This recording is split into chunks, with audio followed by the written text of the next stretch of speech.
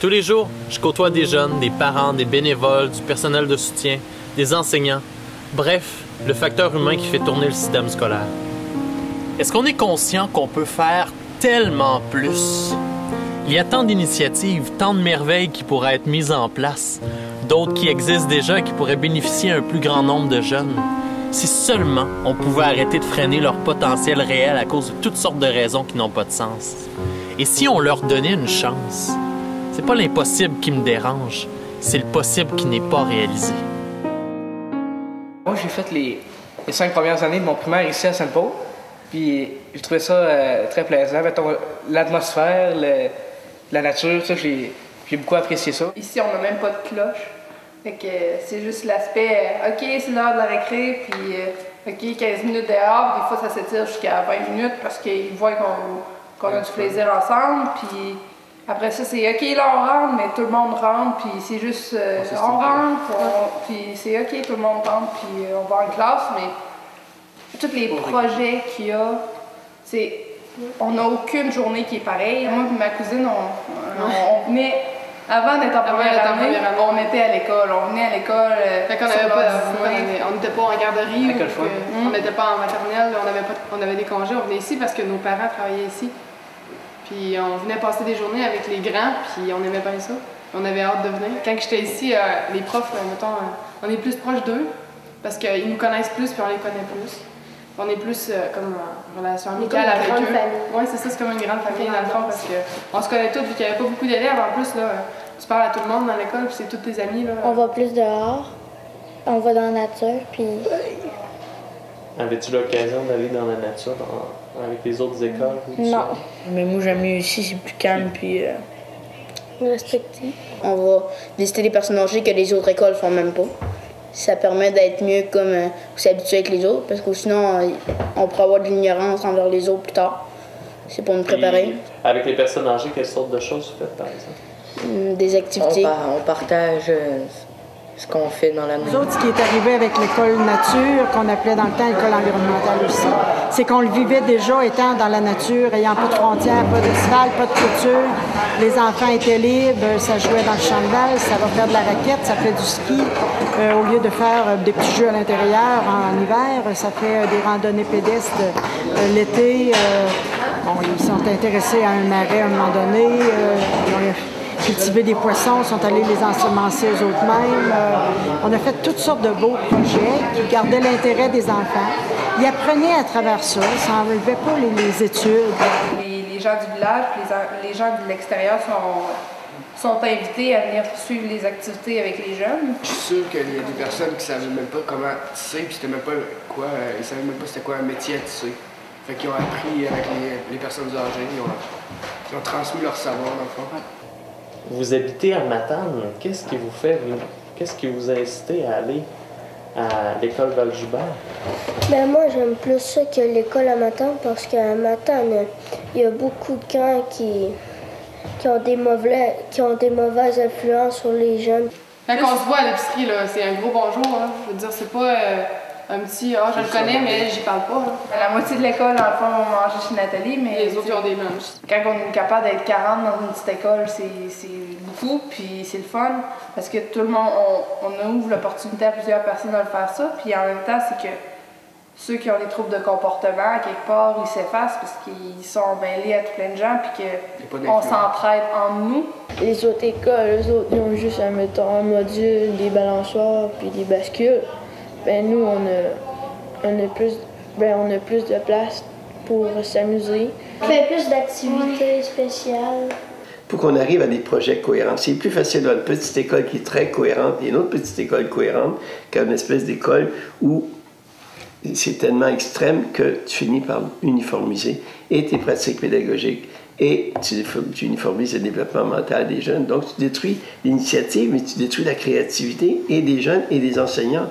De sorte que le pluralisme est une valeur en soi, qu'une société est plus riche quand il y a plus de formules ou d'approches pédagogiques, plus de projets éducatifs. Comme un plat de fruits est meilleur quand il y a plusieurs fruits dedans. On accepte ça dans toutes les dimensions. Dans la peinture, on aime ça qu'il y ait plusieurs couleurs.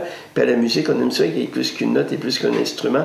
Comment ça se fait que quand tu arrives à l'école, tu veux que tout le monde de 8 ans, c'est en troisième année, suive le même programme, parce que l'uniformité est rassurante. J'ai eu des échanges avec M. Gérin-Lajoie. Par exemple, le rapport parent dit on va faire des écoles polyvalentes, maximum 1500 élèves. Mais le rapport parent dit bien il faudra expérimenter pendant un long moment les conséquences qu'aura sur l'ensemble des élèves cette concentration d'élèves. Ça n'a jamais été fait, ça n'a jamais été expérimenté. On s'est mis à bâtir des écoles de 3200 parce que tout était déjà décidé. Il ne faut pas qu'il y ait des grands nombres. Ce n'est pas des classes chargées. Moi, à 34, j'étais capable de fonctionner. Mais les enfants n'avaient pas la bougeotte comme aujourd'hui, là. On ne peut pas dire qu'ils avaient la bougeotte comme aujourd'hui. Puis ils étaient plus calmes aussi. Puis ils avaient beaucoup plus le respect de l'autorité.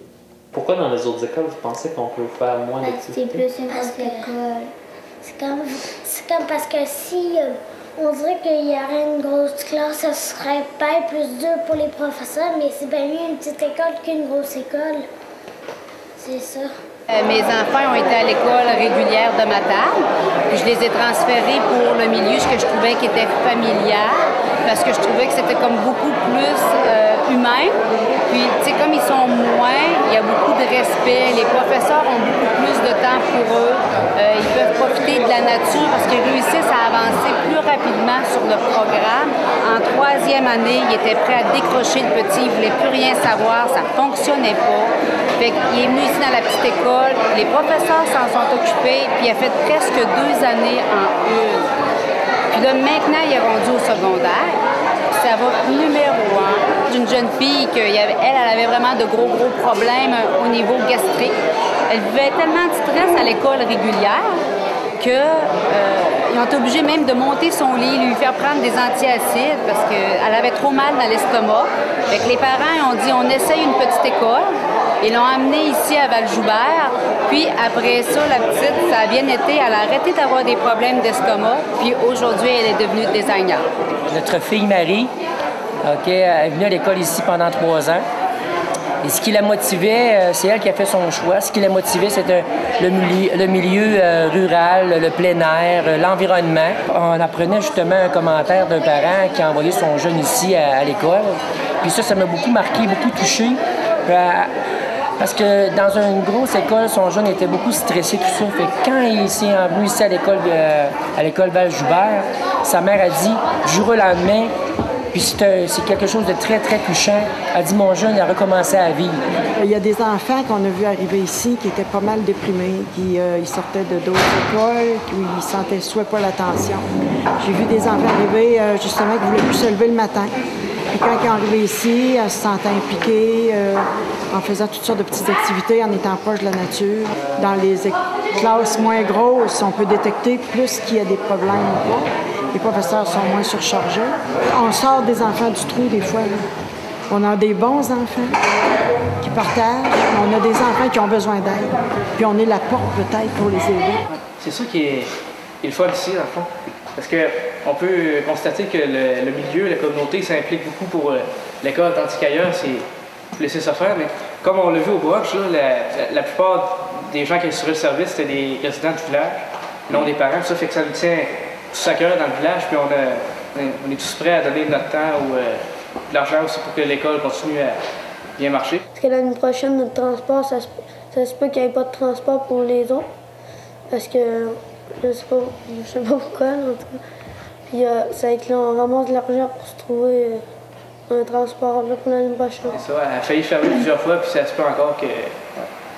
Il faut toujours se battre pour garder une école qui est intéressante. C'est peut-être pas rentable, mais quelque part, la commission scolaire, il va falloir un jour qu'ils arrêtent de travailler contre nous et qu'ils travaillent avec nous pour qu'on puisse la sauver, cette école-là, parce que les petites écoles de village, ils apportent plus aux jeunes qu'une grosse école. C'est toujours le côté financier. C'est les finances, c'est les finances. L'enfant, pour eux autres, là, il a la tête comme un signe de pièce. Mais à quelque part, ils se plaignent qu'il y a des enfants dans la rue, ils se plaignent qu'il y a des enfants qui décrochent, ils se plaignent qu'il y a des enfants, on ne sait plus comment les raccrocher. Puis là, ils vont engager des directeurs qui vont engager un directeur, qui va engager quelqu'un pour peut-être monter un projet. Alors qu'ici, ils ont tout de suite à la partie, à la base, envoyer ces enfants-là à cette école-là. puis leur donner la chance, justement, de se prendre en main, puis de se valoriser, puis d'avoir confiance en eux. Ils sauteraient bien des étapes parce que ça prend bien de l'argent. Il y a beaucoup d'activités faites par l'école qui concernent tous les gens du village. Donc, les activités du village rassemblent. Oui, ça serait diminué. En fait, l'école permet au village des quasiment de vivre. De vivre et de se rassembler. Oui, en quelque sorte. Si l'école a fait un reste, c'est sûr que je pleurerais. Oui, aussi. Moi, c'est la même chose. On pourrait même pas apprendre la nature. Nous autres, c'est sûr que ça enlève un punch à un village. Une école pas dans un village, c'est sûr que ça n'existe plus. Mais avant, ils fermaient des villages à cause de ça, mais là, ils ne fermeront pas. Mais c'est sûr que c'est mieux avec une école. Déjà, il n'y a pas d'épicerie, il n'y a pas rien dans le village. Alors, si l'école ferme, c'est sûr que ça va être moins populaire. Parce que si on n'apprendrait rien à la nature, ça ferait comme on ne saurait même pas qu'est-ce qui se passe dans la nature.